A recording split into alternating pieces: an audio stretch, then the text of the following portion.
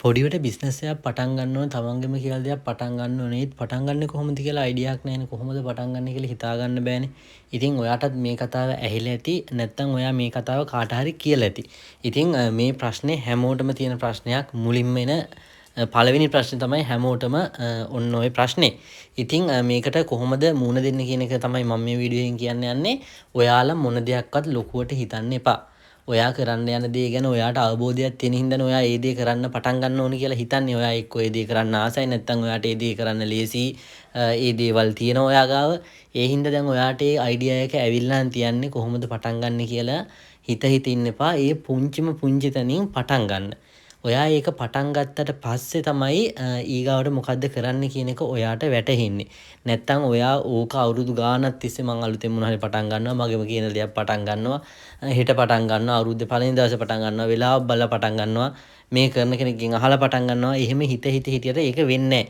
ඒක සම්පූර්ණයෙන්ම ඔයා කරන්න ඕන වැඩක්. ඒක ඔයාමයි ඒක පටන් ගන්න ඕනේ. ඉතින් ඒ හින්දා ඔයාලා ඒ දේ පොඩිවට හරි ඒ තියෙන පහසුකම් ටික හරි තියෙන තැන හරි ස්ථානේ හරි ඔයාට පුළුවන් තැනින් පොඩ්ඩක් පටන් ගන්න. ඊට පස්සේ ඔන්න ඒ දේ කරගෙන යද්දි තමයි ඔයාට දැන් උත්තර හොයන්න එක එක ප්‍රශ්න එන්නේ. දැන් තමයි අභියෝග ටික එන්නේ. ඔයාට දැන් ඊට පස්සේ මේ බිස්නස් එක හරි ඒ කරන දේ ඉස්සරහට කරන් යද්දි අර රියල් ප්‍රශ්න ටික දැන් තමයි මතුවෙන්නේ. නැත්තම් ඔයාට හැමදාම තිබ්බ එකම එක ප්‍රශ්නයනේ මේක කොහොමද පටන් ගන්න කියන එකනේ. දැන් ඔයා පටන් ගත්තා. දැන් ඔන්න ඔයාට ප්‍රශ්න එනවා. දැන් කොහොමද මේක ගොඩනගන්නේ? කොහොමද සප්ලයි කෙනෙක් හොයාගන්නේ? කාටද විකුණන්නේ? කොහොමද මම මේ දේවල් විකුණනවා කියලා කට්ටියට කියන්නේ?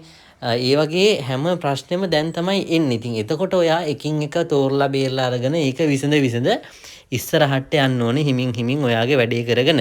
ඉතින් ඔන්න ඔය දේ නොකර ඔයා හිතාගෙන හිටියට කොච්චර උනත් තමන්ගම දෙයක් පටන් ගන්නවා කියලා ඒ දේ කරගන්න වෙන්නේ නැහැ. මොකද ඔයා ඒ දේ පටන් ගන්න නැති හින්දා.